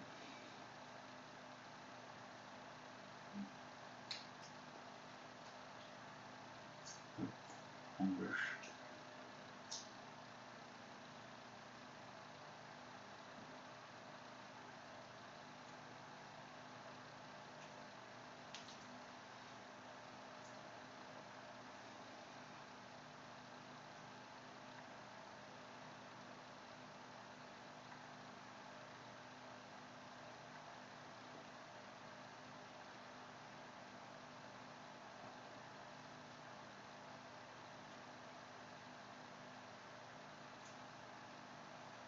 Same for the lid here.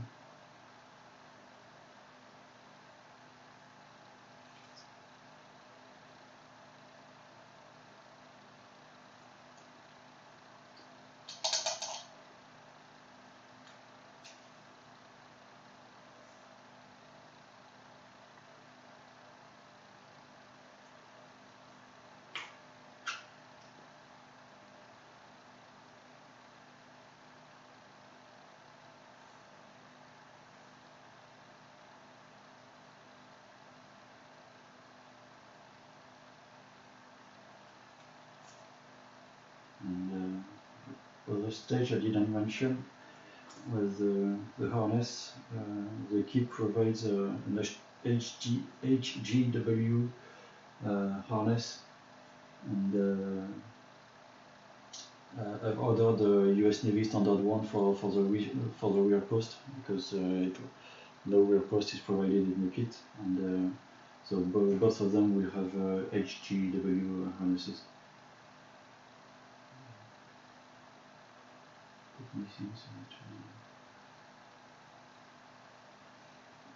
Thank you very much, Jared, for our kind words.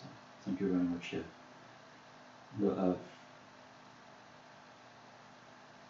A lot of people told me to sell those STL5s and so on, but I don't have the will first, and even the time to take care of all that. I admire people who do it, because taking care of customers is not easy, and I don't want to enter a market and doing that not properly. So I prefer to be on an area which will help some beginners into printing, to have some aircraft modeling STL files to start with, to play with, because first stages are difficult in printing, and using some actual modeling parts is a bit more encouraging, I believe. And when I see all the work which is necessary for packing, shipping, and taking care of customers, as you do, Jared, or as for example, flying Lasonix or face familiarizing, it's a proper job. I don't have the time and energy to take care of this, and in the meantime provide content for the page. So yes, I prefer staying on this area, and sharing files that would be just sad on my computer once I don't use them anymore. So yeah, I prefer sharing them.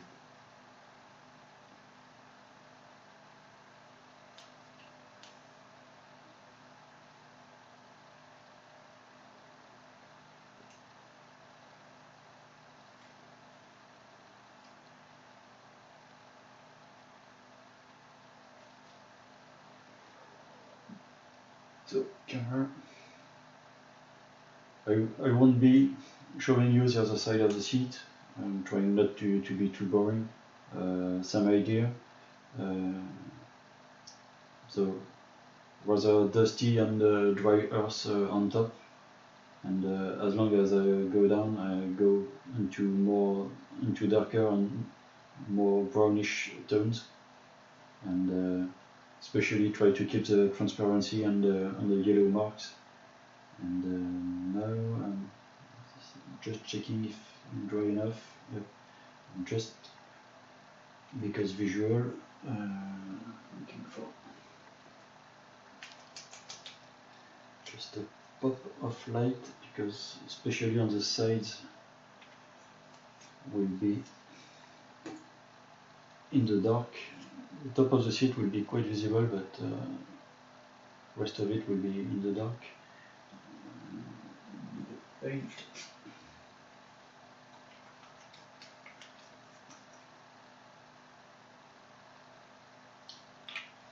So I use two tones I used on the brush painting for this cockpit are interior yellow green and golden olive. Either straight or a mix, about 50-50 from each. And just up into the wing.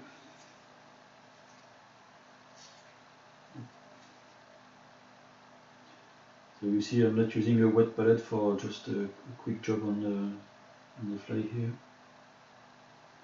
cool thing is those paints, those AK new gen acrylics are quite slow drying. Still acrylics, but they have a good open time. And I'm just going to pop up a little bit that.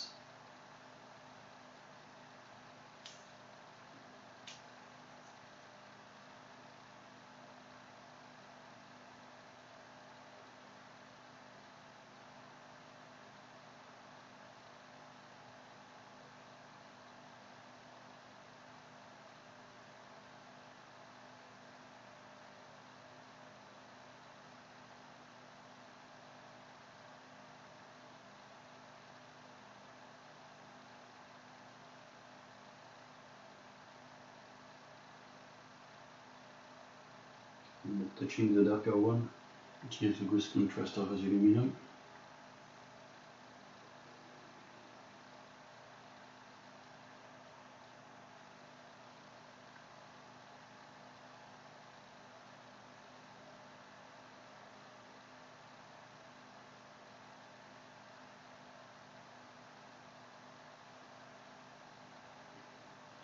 So first with a 50-50 mix.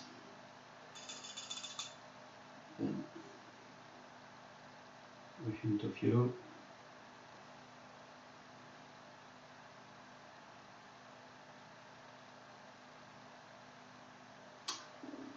Steak.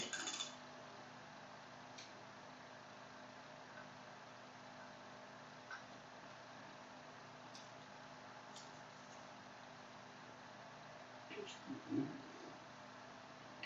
to check my mistake.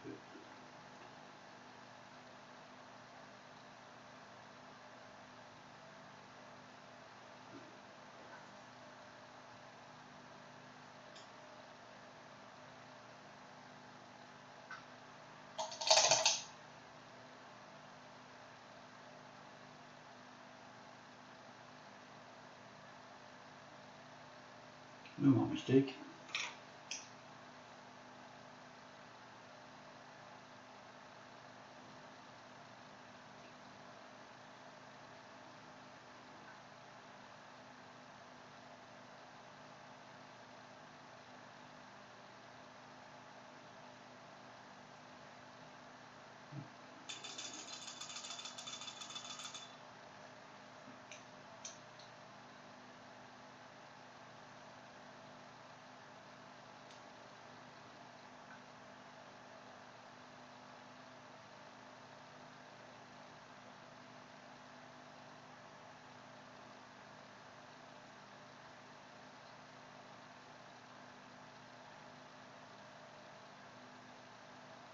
Now pure golden olive green, just to get my highlights.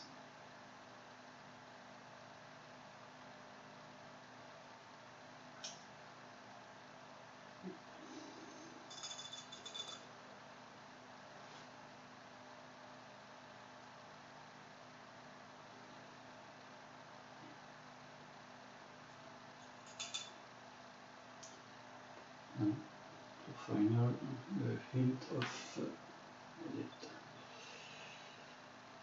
an old ref I like. It's an old Prince August metal air. It's a Vallejo type paint, and it's a red now, but it's a chrome,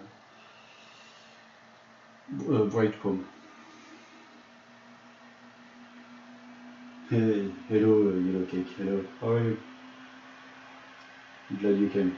Thank you for coming.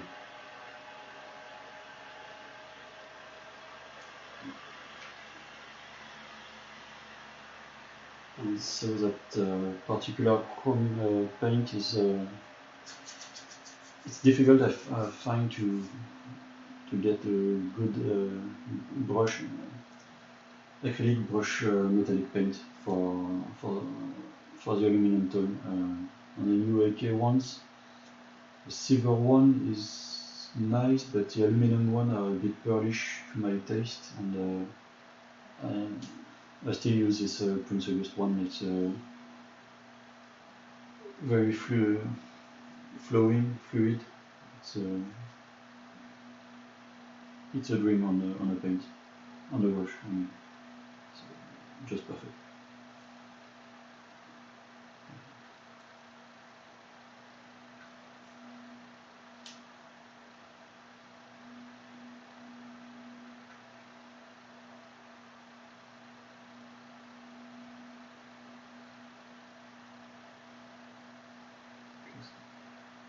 Popping just a few rivets because I want them more green and yellow than metal.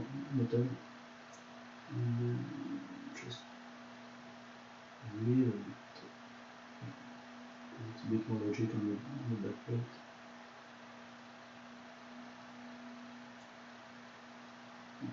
Not more than this. It's a little bit too much here. A little bit of shadow.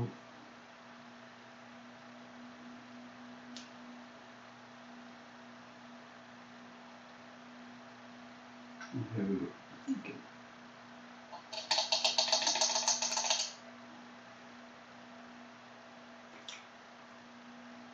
So here we go. So on the side of the seat, ready to get the harness, which will come on top, which is the reason why I have more chipping here and this abrasion. It's because there's a harness supposed to give more friction here, and same. You see, I don't know yet what sort of relief I'll give to the harness, but you see, you want some more abrasion and more metal showing on this part of the rib, which runs just all around the seat. So more wear here due to the harness, and a little bit here as well, because there's a bar here, but the harness will be attached higher on the back plate. So that's the reason why I didn't too much scrap the seat. This pattern was very typical. I tried to copy it from an actual one in the instruction manual, which shows this kind of contour, a heart-shaped contour on top, and the harness is actually hanging higher and didn't seem to scratch and wear the top of the seat looking from. Okay. See, it's not prepared yet. I have those bars. It will be between those two rings here. Right. I have a slot here and it's installed. No, I'm mistaken. That's where the seat goes, and the bar, which is not prepared yet, will be on top here, on top of this plate. See? So the harness will be hanging a bit higher than, and that's probably the reason why on the seat I saw there were less abrasion marks on top of the seat. And, so there's a slot here for. And the cool thing is that the top bar just drops perfectly into position. That's one of the miracles of 3D printing is the accuracy of shapes and the new world.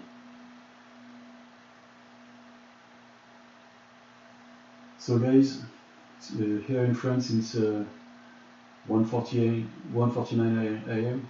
I think it's. I still have 11 brave modders following the page, following the stream. It's maybe time for us to call it a day. And if I'm not mistaken, once ended, the stream will be recorded on YouTube. So. I'll save it, and on my Facebook page I'll put a link to this video, and all your comments will be really welcome to improve the stream. Jared, you said you have some advice about the resolution they are more than welcome.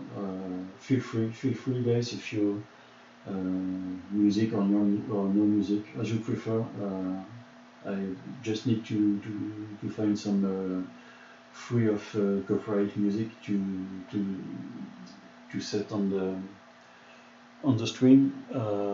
It's up to you, really. It's I can work in the silence. No matter for me. I did choose to have a background music for you because I don't want to be boring, because obviously at some moments I need to focus and concentrate, to show you some shitty work, and so there may be some silent moments. It's up to you. Honestly, I'm totally open to. I want this to be enjoyable for you as much it is for me. So. I hope you enjoyed this first session, and if you have any comments, really you guys know me. Most of you here on the page, which I recognize your names. You know the page. You know you can be constructive with me, and really open to having some insights on. Feel free, honestly, feel free. You know it's all good on my page. We know each other now for many of us. So go ahead. Let's improve it. The chat is during the stream is really open to you. You can chat between you guys. Enjoy it. You made my page a really enjoyable place. So the chat is for you as well. Have a good moment on it, and we'll see when we make next stream. I'll try to be more organized and to focus on maybe one more particular topic as I go on my Tigercat build, and the Seahawk will be coming back soon, because why not in the end show a little bit of this big thing which is ahead of me. Zooming. No, in or out. Sorry, I don't see my phone. Oh. So, everything. It's almost ready to receive the clear part.